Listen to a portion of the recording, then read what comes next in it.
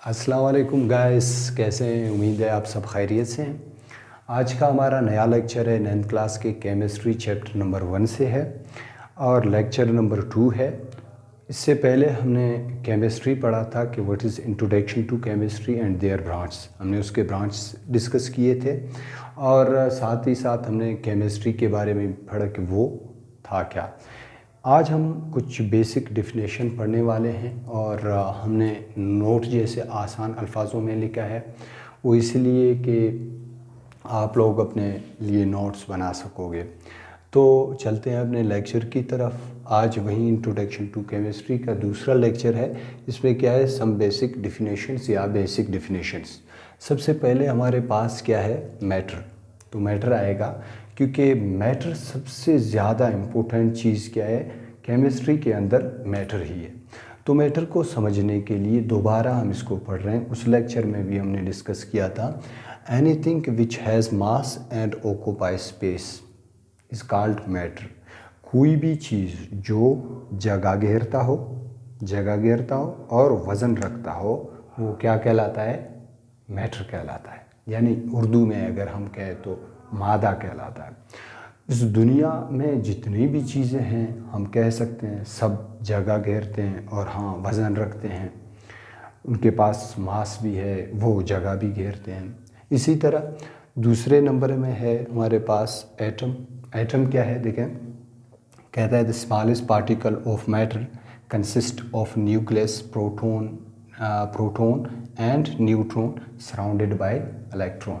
अब ये कहता है कि एक छोटा सा हिस्सा है, किसका, छोटा सा हिस्सा है मैटर का, यानी मादा का छोटा हिस्सा है जिसको हम आम आंखों से नहीं देख सकते गैस।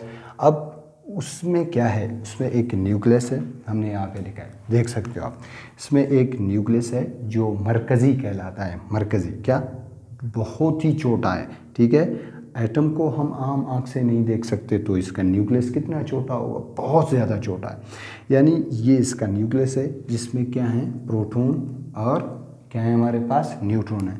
तो इसमें दो चीज़ें आपको मिलेंगे, देखें, प्रोटॉन है, इस पर पॉजिटिव चार्ज है और न्यूट्रॉन है, इस पर कोई चार्ज नहीं है। तो यहाँ न्यूक्लियस के अंदर पाए जाते हैं और कहता है कि इसके इर्द गिर्द क्या पाए जाते हैं, इलेक्ट्रॉन पाए जाते हैं, सराउंडेड बाय इलेक्ट्रॉन्स। इर्द गिर्द इसके क्या हैं, इलेक्ट्रॉन्स हैं जो कि ख़ास शेलों के अंदर क्या कर रहे हैं, ये रिवॉल्व कर रहे हैं, घूम रहे हैं। और इन इलेक्ट्रॉन्स के ऊपर कौन सा चार्ज है, नेगेटिव चार्ज। ये 3 फंडामेंटल पार्टिकल हैं। एक एटम बनता है किससे, प्रोटॉन, न्यूट्रॉन, इलेक्ट्रॉन, इन तीनों बेसिक फंडामेंटल पार्टिकल से।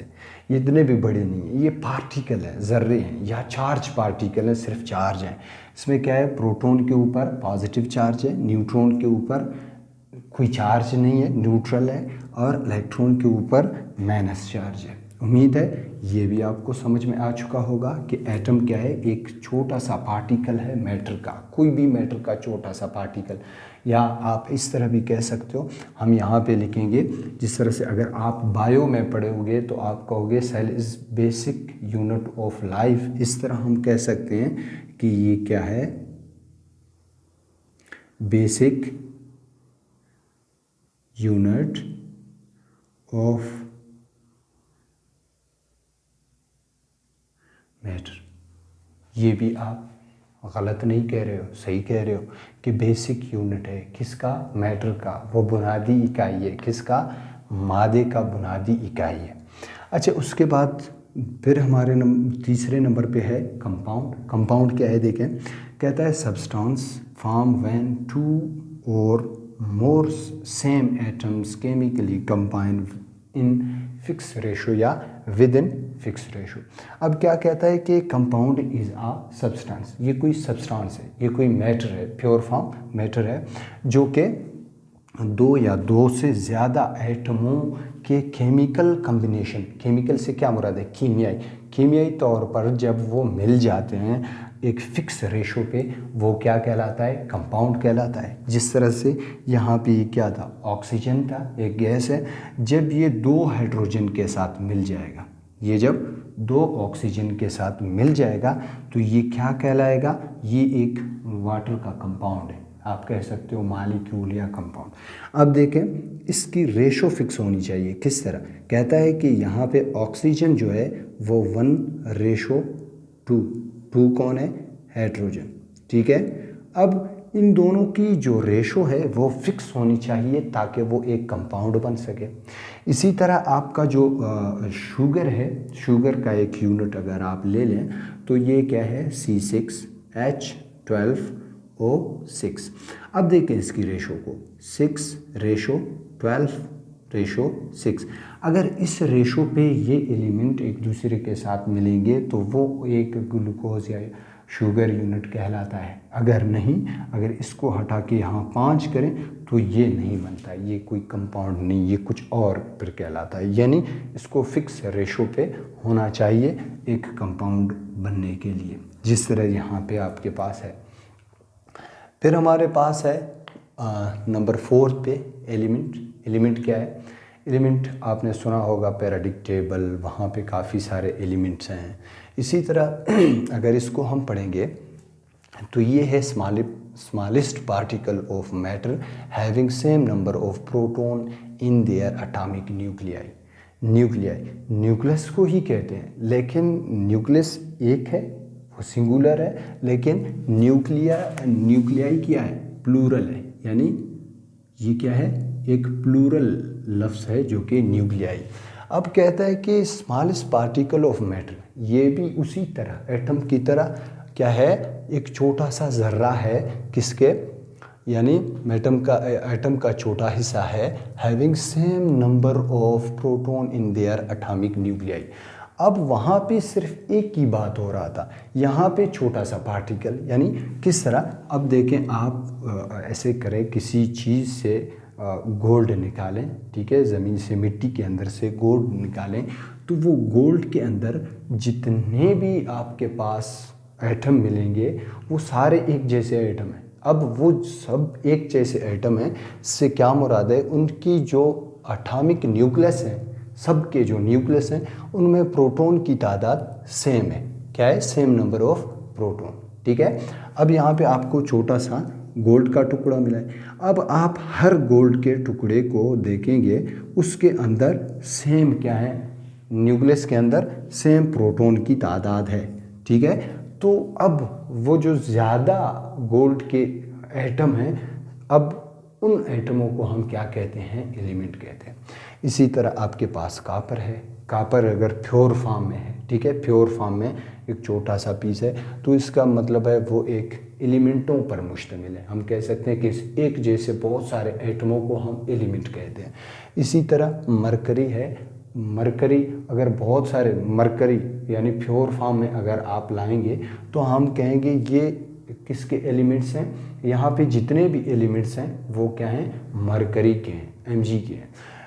अब जो एटम है उसके अंदर बशर्त के जितने भी एटम हैं उनकी न्यूक्लियस में प्रोटॉन की तादाद सेम हो, ठीक है। तो ये थे आपके पास क्या है, ये आपके पास एग्जाम्पल हैं, ठीक है। इसी तरह लास्ट वन है हमारे पास मिक्सचर। मिक्सचर क्या है, देखें, कहता है कि द कम्बिनेशन ऑफ 2 और मोर देन 2 सब्सटेंस। यानी क्या है कि 2 या 2 से ज़्यादा कंपाउंड या सब्सटेंस मिल जाते हैं, केमिकली रिएक्ट कर जाते हैं, कंबाइन करते हैं, ठीक है, लेकिन वो डिफरेंट होनी चाहिए, ठीक है, अलग अलग, तो वो क्या बनाते हैं, मिक्सचर बना लेते हैं। Mixture is the combination of 2 और मोर देन 2 सब्सटेंस। 2 या 2 से ज़्यादा जब सब्सटेंस, डिफरेंट सब्सटेंस मिल जाते हैं, वो क्या बना लेते हैं, मिक्सचर बना लेते हैं। अब मिक्सचर क्या है, अब देखिए मिल्क, दूध एक मिक्सचर है।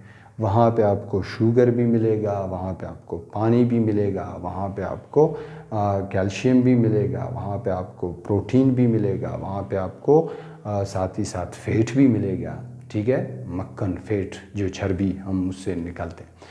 तो अब वो क्या है, एक मिक्सचर। इसी तरह जो शुगर सोल्यूशन है, पानी के अंदर जब हम चीनी डालेंगे वो एक सोल्यूशन बन गया है, ठीक है, तो वो क्या है, वो भी एक मिक्सचर है।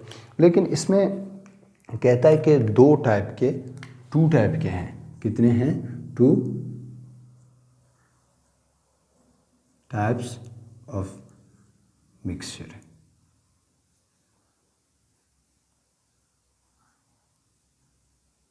क्या है? 2 किस्म के मिक्सचर हैं। अब उन दोनों में से क्या है, कौन कौन से हैं? एक है आपके पास होमोजीनियस,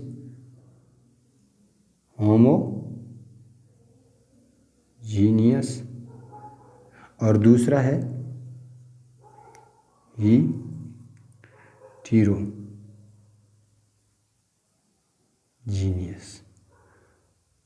OUS है, US। इसी तरह ये भी है OUS।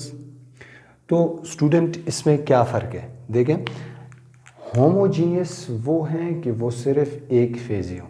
जिस तरह से आपने शुगर और पानी को एक साथ मिलाया, चीनी और पानी के कम्बिनेशन से उस गिलास के अंदर आपको क्या मिले, यानी एक ही जैसा पानी आप लोगों को मिले, ठीक है, एक ही जैसे सब के सब, यानी कलर उसका एक ही जैसा है, वो दोनों मिल गए एक ही जैसे बन गए। लेकिन कहता है कि अगर आप हीट्रोजीनियस वो बनाएंगे, मिक्सचर देखेंगे, जिस तरह से वो आपको क्या देंगे, वो आपको देंगे 2 फेज़ या मोर देन 2 फेज़, यानी ज़्यादा फेज़, बहुत सारी लेयरें देंगे।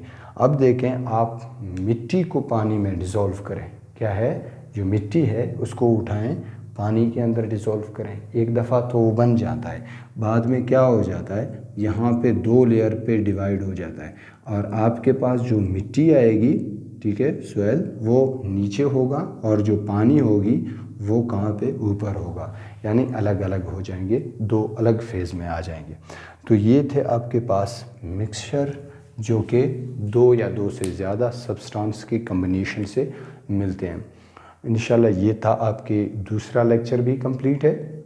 इंशाल्लाह फिर मिलेंगे तीसरे लेक्चर में।